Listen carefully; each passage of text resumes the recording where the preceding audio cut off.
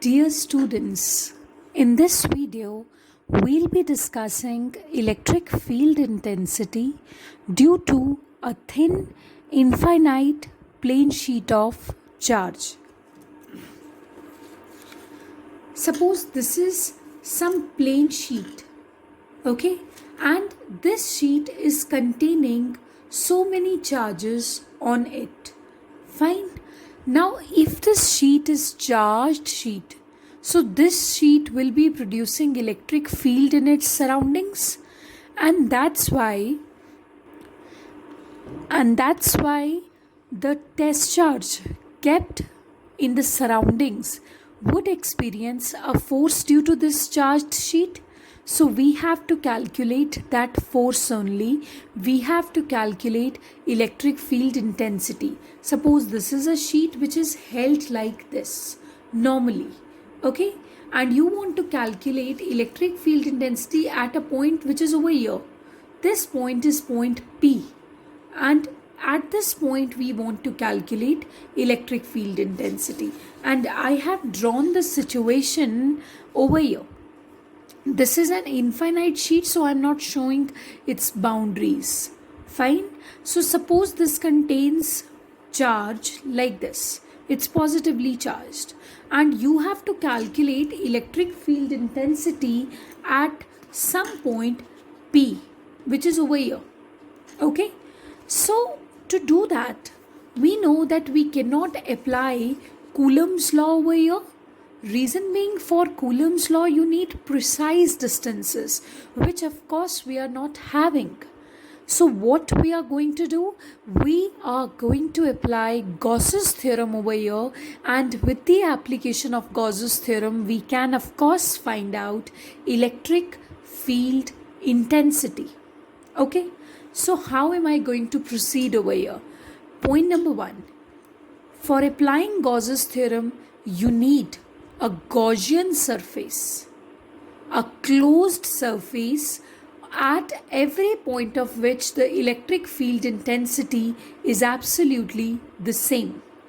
If you remember it well, when I taught you electric field lines, I taught you that if this is a plane sheet, okay, this is containing charge, positive charge, so because of this infinite plane charged sheet, the electric field lines would be directed like this always. That's what I had taught you in the lecture of electric field lines. So if this is a plane sheet containing so many charges, don't you think that electric field would always be directed like this? Isn't it?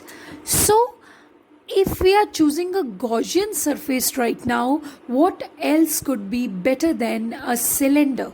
So suppose there is some cylinder which is passing through this sheet. See, this sheet is held normally like this, okay? And I am assuming that some cylinder is there which I am treating as my Gaussian surface, because क्या होता है, Gauss theorem अगर आपको apply करना है तो आपको कुछ कंडीशंस को सेटिस्फाई करवाना होता है. पॉइंट नंबर वन, कि जिस चार्ज के वजह से आप electric field intensity find out कर रहे हो, that charge should be enclosed in the Gaussian surface. This is point number one.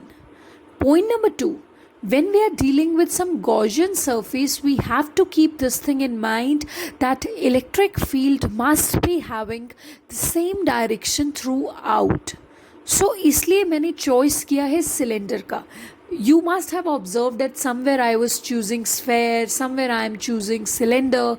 So there are reasons for these particular choices. So suppose this is the same sheet and I am assuming some cylinder as my Gaussian surface.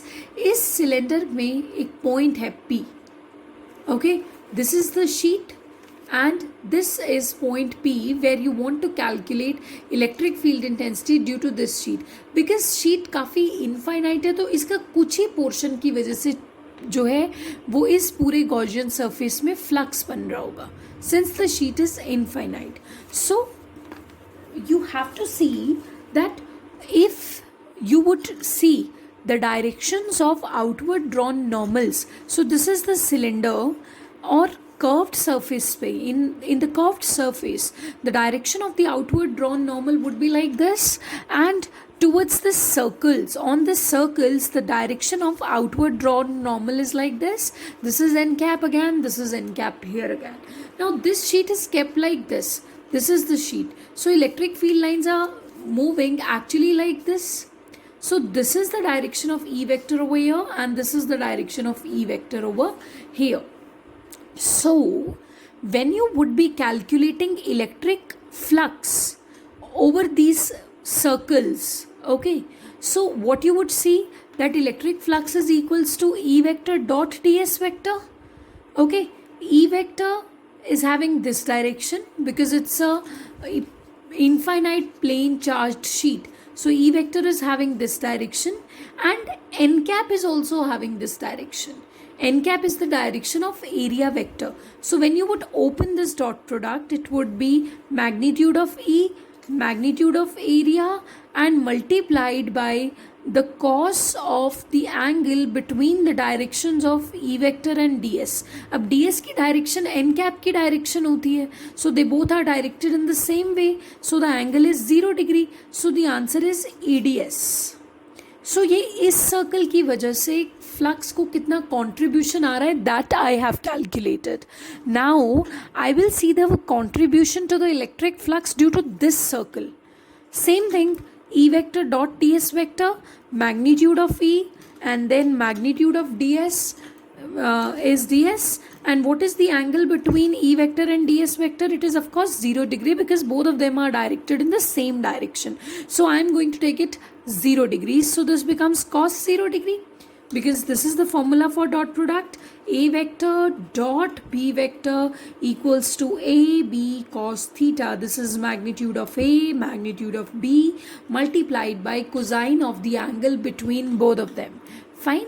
So what is flux from the first circle? It's EDS. From the second circle, it's EDS again. And what is the total flux coming out from these two surfaces? It is 2EDS. Fine.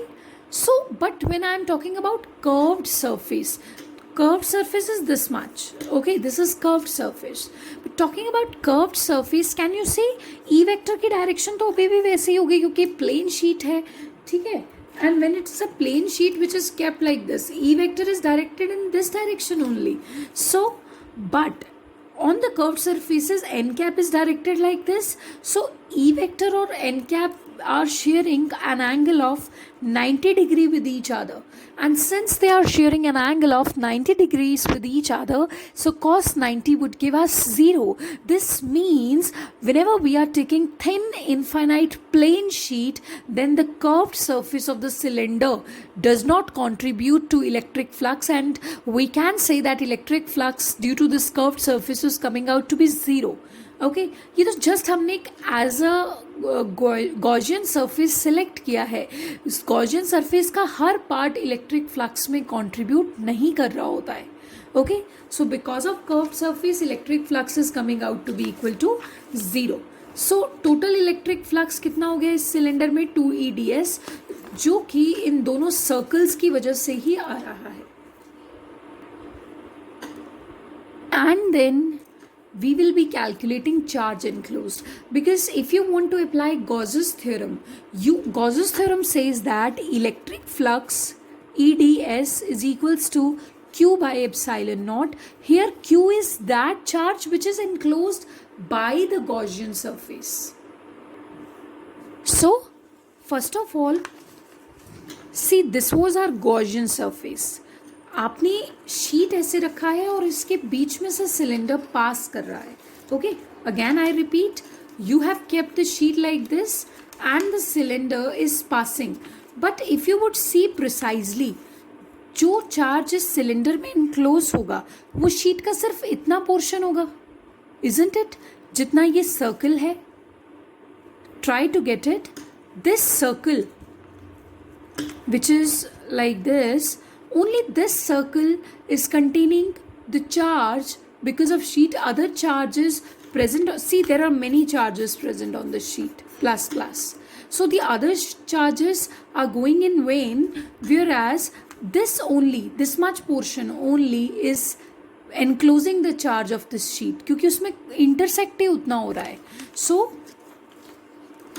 this portion is containing charge enclosed. So suppose करो कि पूरा sheet जो है उसका surface charge density is sigma.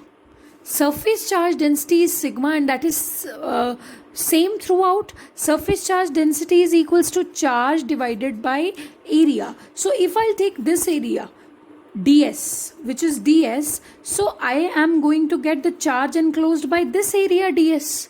So surface charge density is charge enclosed by this area ds divided by area ds. So what is a charge enclosed? इसको यहाँ रखो, इसे इधर ले जाओ. This q is equals to sigma ds. So charge enclosed is coming out to be sigma ds. Okay, so Gauss's law says that electric flux is equals to charge enclosed by epsilon naught. But electric flux का value तो 2e ds है, हम पहले ही prove कर चुके हैं. So 2e ds in this case is equals to charge enclosed divided by epsilon naught. But this time charge q is equals to sigma ds. So sigma ds divided by epsilon naught. So ds is cancelled with ds. So E becomes sigma by 2 epsilon naught, and this is the electric field intensity due to a thin infinite plane sheet of charge. But अगर ये sheet thin नहीं होती, ये sheet कुछ thick होती और ये sheet ऐसे दिखने की बजाय कुछ ऐसे होती, something like this, if it would have some thickness, तो क्या रिजल्ट होता? तो इस शीट को हम 2 पार्ट्स में डिवाइड करते, first thin sheet and second thin sheet. We would have known that because of first thin sheet the electric field intensity would have been sigma by 2 epsilon naught simply, and because of the second sheet also the result would have been sigma by 2 epsilon naught. तो answer क्या होता? Sigma by epsilon naught. It's as simple as that. So अगर तो आपके पास एक thin plane sheet हो, उसकी वजह से जो इलेक्ट्रिक फील्ड इंटेंसिटी डेवलप होगी that would be sigma by 2 epsilon naught. And when you are having some thick sheet, okay, तो उसको 2 थिन शीट्स का कॉम्बो हम रिगार्ड करते हैं. We consider it as made up of 2 thin sheets. So because of one thin sheet it is sigma by 2 epsilon naught, and because of the other sheet also it is 2 sigma by 2 epsilon naught. When you'll add both of them, you're going to get sigma by epsilon naught. It's as simple as that. So it is electric field intensity due to a thin infinite plane sheet of charge.